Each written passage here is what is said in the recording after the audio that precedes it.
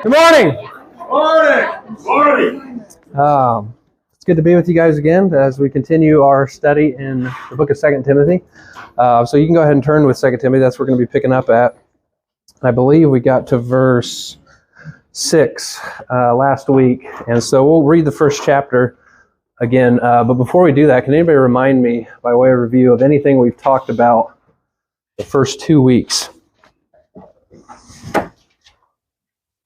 Go ahead.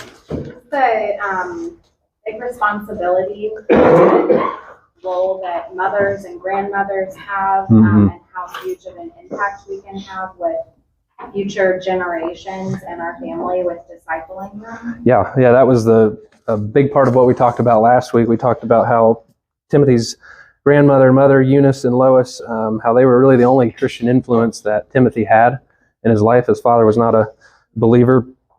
And how, of course, that played out in Timothy's life, and then how our mothers and grandmothers affect us, and the role that they have, and how it's an important role, and that they can have a lot of influence on children and the raising of the children. So, anything else? I thought about how encouraged Timothy would have been to get a letter from Paul.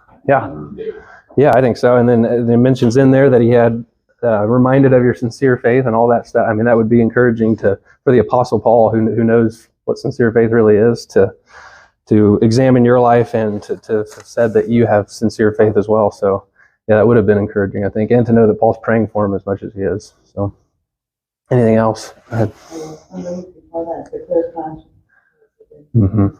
Yeah, that serves God with a clear conscience, and given his past, I think that's pretty significant that we're able to do that, no matter what kind of sins we've committed in the past. But